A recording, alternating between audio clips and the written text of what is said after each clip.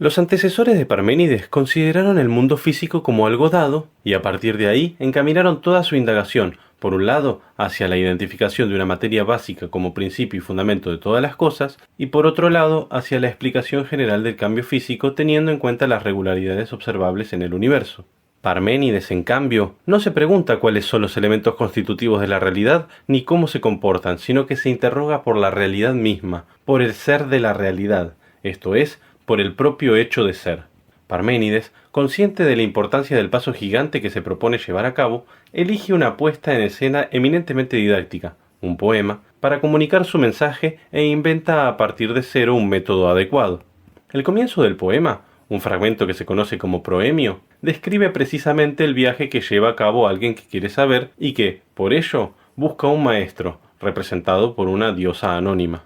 Este viajero parte de la ignorancia, simbolizada por la oscuridad, pero tiene la suerte de estar guiado por divinidades luminosas, las hijas del sol, que lo ayudan a franquear las puertas que van a conducirlo hacia la morada de la diosa.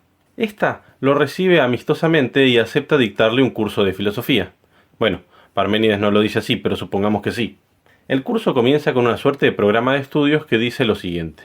Quien desee llegar a ser un hombre que sabe, debe conocer no solo la realidad de las cosas, sino también lo que se dice sobre las cosas, y esto para evitarlo, ya que es falso. O sea que, como una auténtica maestra, la diosa anónima del poema mostrará el buen camino a seguir y el mal camino a evitar. El resto del poema mostrará estas dos posibilidades en una sección conocida como verdad y en otra conocida como opiniones.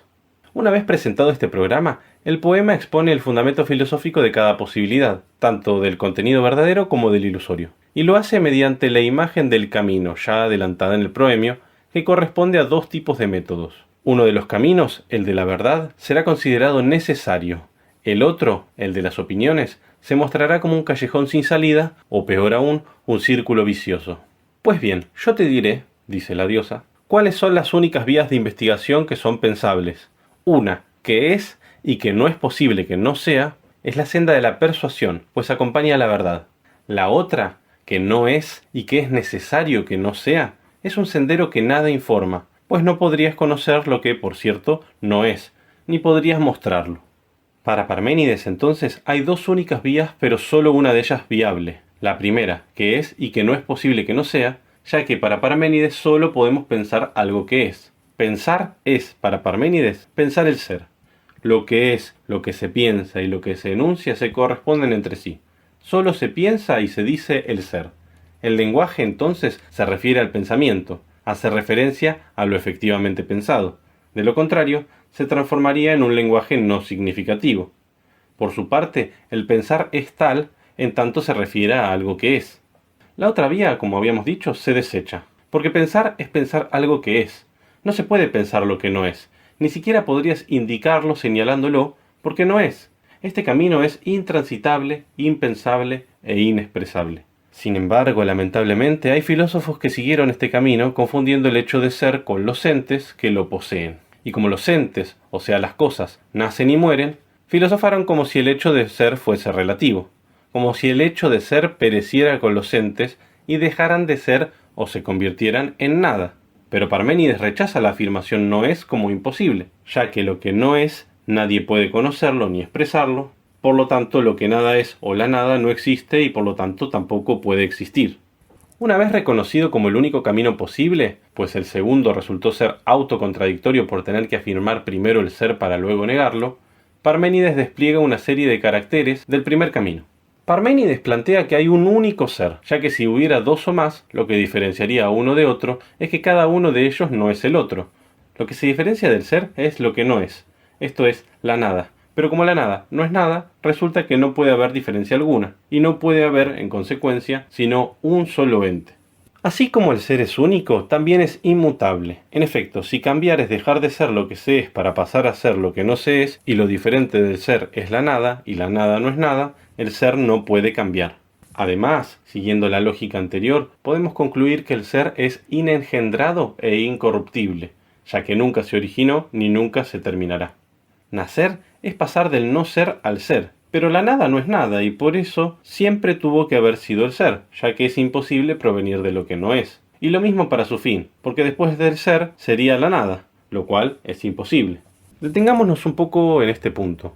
La idea de un universo eterno, si bien es algo chocante al principio, es en realidad mucho más lógica que la de la creación a partir de la nada, ya que es realmente difícil poder explicar que en algún momento no hubo nada y que desde esa nada, que no es nada, se creó, se formó o se engendró algo. Nuestro problema es la negación a aceptar que tal vez el ser viene siendo desde siempre y seguirá siendo desde siempre, porque nos regimos por la percepción que tenemos de nosotros mismos y de las cosas que nos rodean.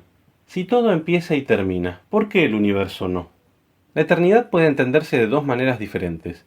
En primer lugar, puede entenderse a la eternidad como transtemporalidad, o sea, que el ser mismo es tiempo en el sentido de estar en un constante proceso de devenir infinito. En segundo lugar, puede entenderse a la eternidad como un estado que se sustrae de toda temporalidad. No hay duración, no hay tiempo, lo que podría reflejar la idea de un ser supremo que está por encima del tiempo. A este estado de atemporalidad puede entendérselo como un acontecimiento de poder, de fuerza, de firmeza. Poder estar por fuera del tiempo es una manera de vencerlo, como si el hecho temporal fuera de por sí una desgracia, una tragedia. Resumiendo, para Parménides el ser, lo que es auténticamente, lo que es verdaderamente, no cambia, no se creó ni se va a corromper, es eterno y es único. Pero entonces, ¿y las cosas que sí vemos o sentimos cambiar? Parménides dice que se trata de una ilusión de nuestros sentidos, que el problema no hay que abordarlo con los sentidos sino con la razón. Una vez proclamado su discurso verdadero, Parménides completa el plan de trabajo presentado en el proemio y presenta un conjunto engañoso de palabras. Se trata de una explicación de la realidad basada en palabras vacías, en opiniones. Para Parménides, las opiniones son el resultado de la conjunción de un intelecto errante, es decir, incapaz de seguir un camino, un método, con datos provistos por las percepciones. Todo eso origina un discurso tentador, pero engañoso, y precisamente por esa razón lo expone, para alertar al futuro filósofo y ponerlo en guardia contra las bellas palabras que pueden llevarlo a la pérdida. ¿Habrá previsto Parménides el surgimiento de la sofística, que se basará precisamente en aquello que él critica?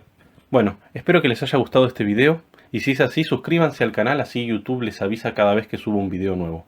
¡Hasta luego!